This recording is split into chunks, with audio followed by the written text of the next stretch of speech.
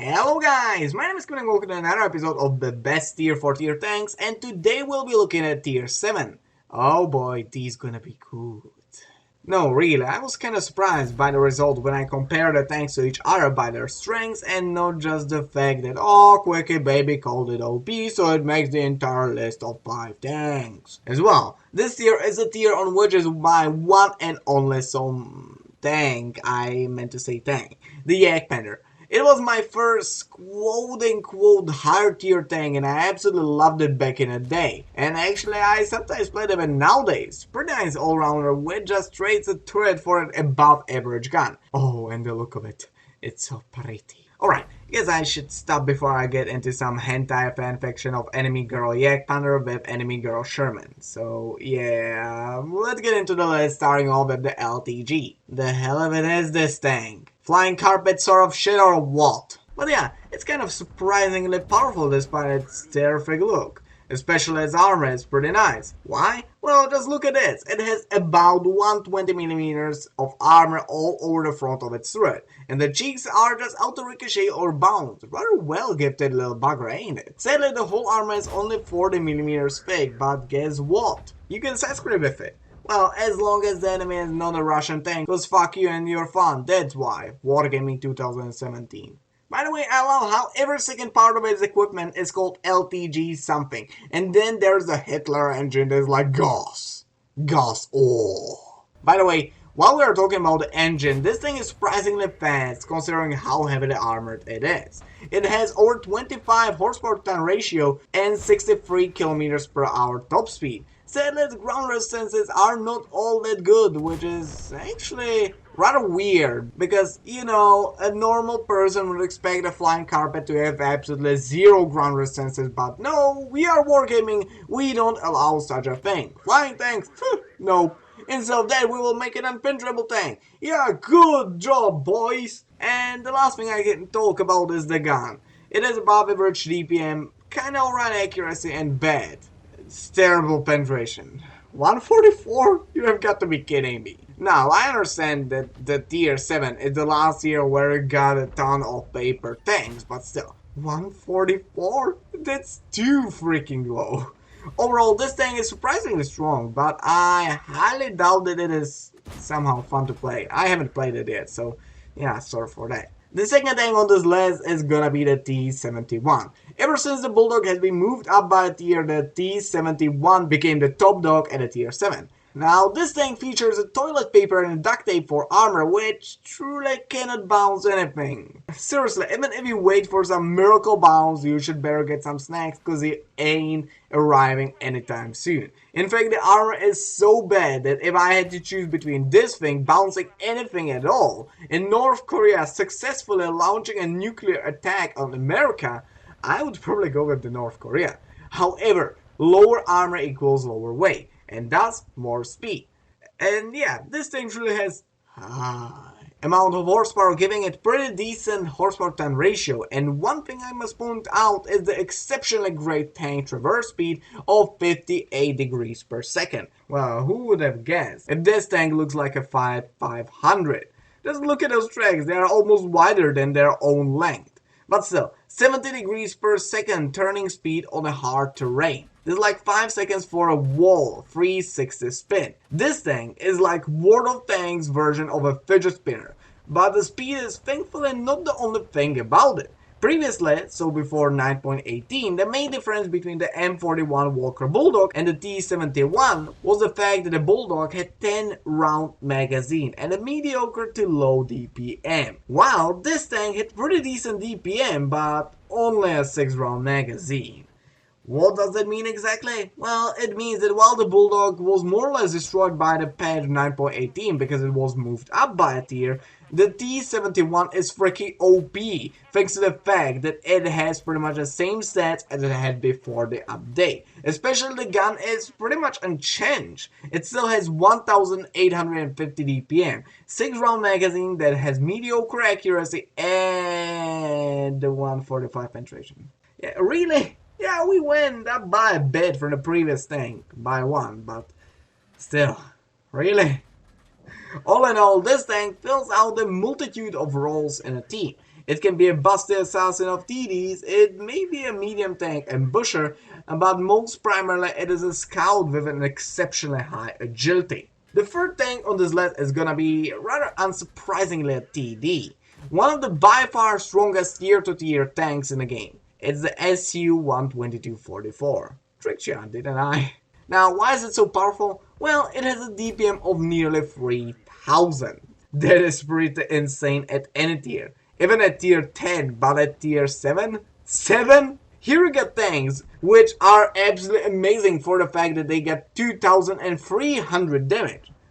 Not yet 3000 damage per minute.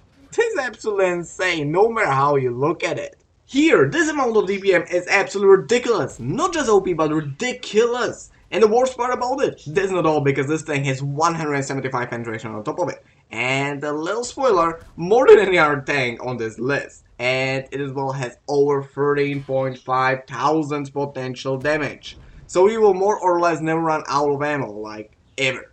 Yeah, it's kinda balanced out by the accuracy, but Stalin's hammer doesn't give a single damn about the accuracy. As long as they're in vodka, there is a way of countering that, unlike the other stats of this tank. Why? Well, first let's Stalin's hammer zoom jump here, Stalin's hammer zoom jump there. It has more than enough mobility for such a well-armed tank. 15 horsepower-ton ratio and 47.5 kilometers per hour top speed. That's just amazing. But that's not all. On top of that, for only $2.95 a minute, I will leave you breathless.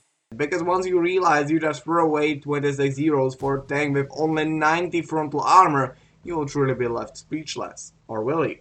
Yeah, this tank indeed has only 90 frontal armor, which is quite poor, but with actually better than the Alps. Enemy shells will just slide down from it. Probably the same way as that Weekend that tried to prove that Weekends are not weak by climbing the Mount Everest. She died. Moral of the story, don't climb on top of an SU-122-44 unless you intend to use it as a slide. It's not worth it, trust me.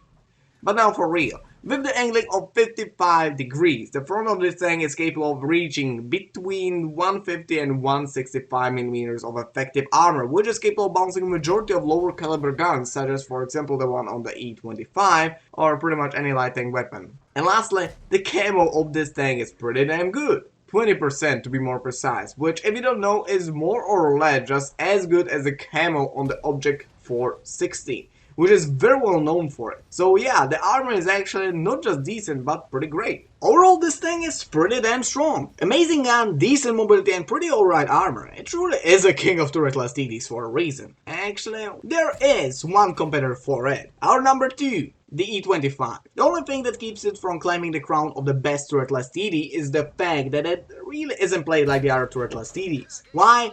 Well, instead of relying on its thick frontal armor and a gun that can make a shish kebab out of 3 enemy tanks just by ramming into them, the E25 relies on its speed and camo, so truly nothing like a regular turretless TD. By the way, the look of this tank reminds me of something.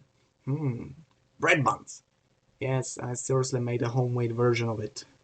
Don't question it. Anyways, let's start off with its weaknesses, such as the armor. The E25 has only 50mm of frontal armor, and despite its pretty great angling, it won't ever go above 70mm. And the flatness of this tank doesn't help you at all, as it just makes your frontal plate be at lower angle towards the incoming enemy shots, furthermore lowering your actual effective armor. The side, rear and roof armor are no better. In fact, it is all thinner than 25mm, making it impossible for this thing to bounce anything at all. Or, well, you can bounce some tier 5s or 6s and your own self, but that's more like a miracle rather than a thing that you can actually do and rely on. Its gun, on the other hand, is much better.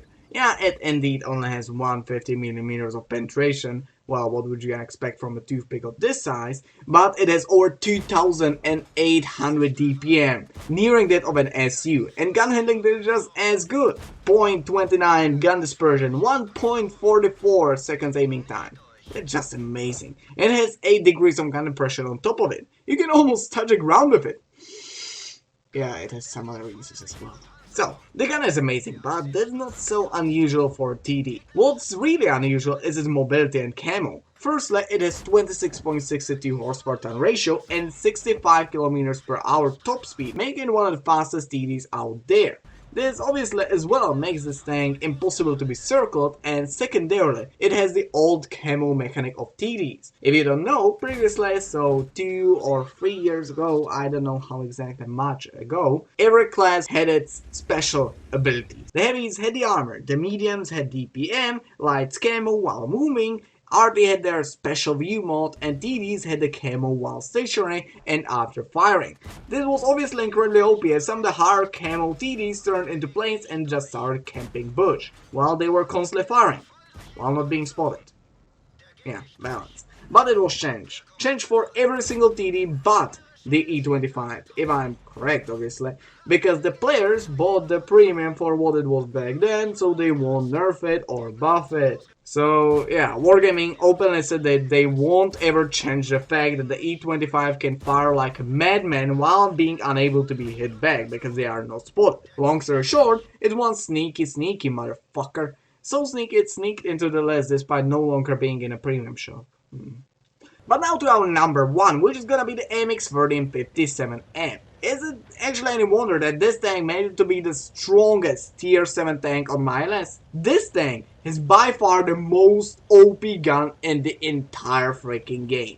At least tier to tier. Why? Well, it's an 8-shot autoloader with only 50 seconds long reload time. This is already pretty damn good by itself, but its main strength is that you can shoot more shots per minute than the E25. Because your intra-clip reload with this tank is gonna be only 1 second. 1 freaking second.